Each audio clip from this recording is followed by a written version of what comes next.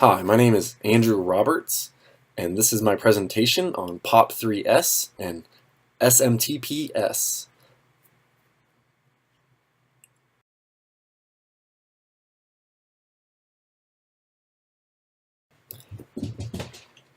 POP3 and POP3S are electronic mail protocols that are used to transmit information over TCP/IP.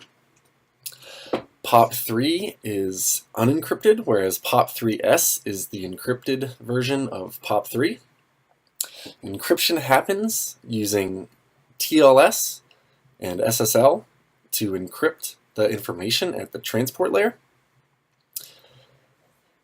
Typical POP exchanges, they are used to contact the server, retrieve messages, and after retrieving the message, they are often deleted from the server. POP3 operates on port 110, and POP3S typically operates on port 995.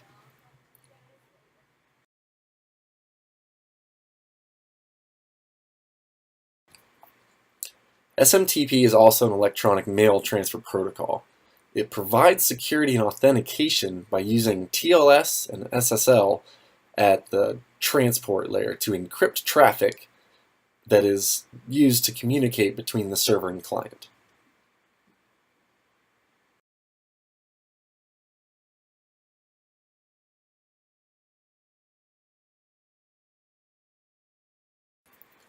When comparing these two protocols, it is clear to see that these are not competing against each other. However, they are working interchangeably to achieve similar goals. POP3 is used to retrieve emails from the mail server, whereas SMTP is used for sending email from a client to the server. SMTP can also be used for relaying or forwarding emails from one server to another. POP3 can be a little bit more secure than IMAP because POP3 will delete the email from the server upon retrieval, whereas IMAP will actually leave a copy of that email on the server. Whereas this could be useful if you need to recover emails that may be deleted, or if a user is using email from multiple devices. POP3 would be considered more secure because these emails are deleted and are saved only on the client that first accessed them.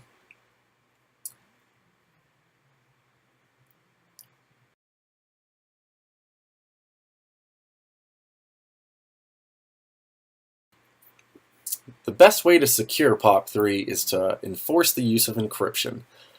The encryption methods are readily available and pretty easy to configure, so there should really be no reason not to enable encryption. When you're choosing encryption, you want to make sure that you choose SSL certificates from a verified certificate authority.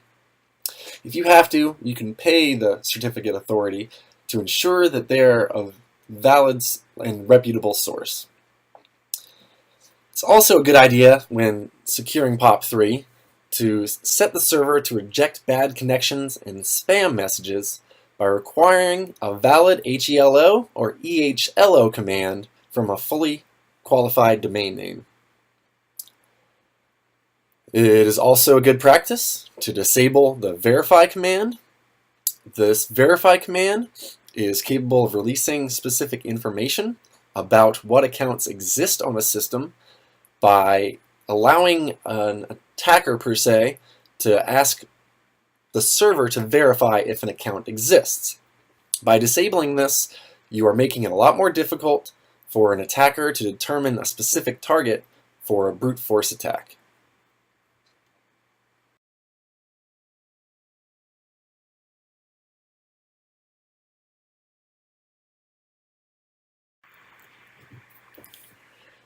When securing SMTP, it is also always good to enforce encryption.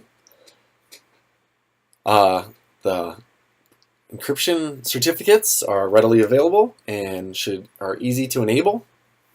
It's about the same as POP3. You want to make sure these are always enabled. Otherwise, you are not encrypting the data and it might be readily interceptable. Also, when choosing to encrypt, you want to make sure that weak and medium ciphers are not allowed. You have to make sure that a strong cipher is used during encryption, otherwise these ciphers might be able to be cracked. You also want to enforce a simple authentication and security layer. This also means you should disable any plain text and anonymous authentication methods and ensure that a strong username and password is the only way to log in to the email server. SMTP servers are also subject to denial of service attacks.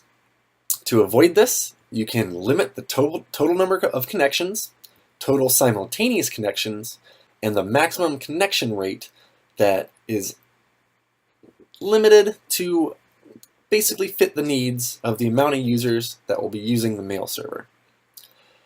This can be variable from company to company, but obviously you'll have to determine how many connections might be approaching the server, and if you can get around that ballpark and limit it to that, that's probably a good practice.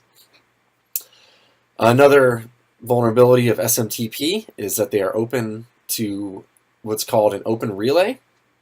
You need to disable this so that the server is not used just to relay spam.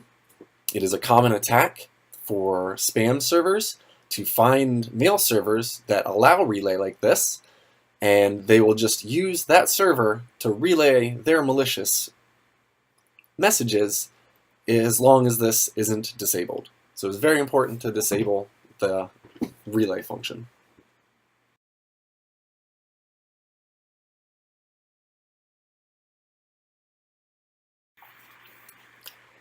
In conclusion, both POP and SMTP are working together, so it is important that you enforce encryption on both of these. If you choose one or the other, the server may be susceptible. It is very important to make sure that those encryption certificates are using strong ciphers and that they are sourced from a reputable certification authority. You have to make sure that this server is not open to certain attacks, such as an open relay or a denial of service attack. Also, by disabling verify commands, you can prevent an attacker from learning which accounts exist on that email, and will make it very much more difficult for an attacker to execute a brute force attack. It is also helpful in mitigating brute force attacks to enforce strong password policies, and if the server and authentication process allows it, you can implement a second factor for authentication and ensure that there is no unauthorized access.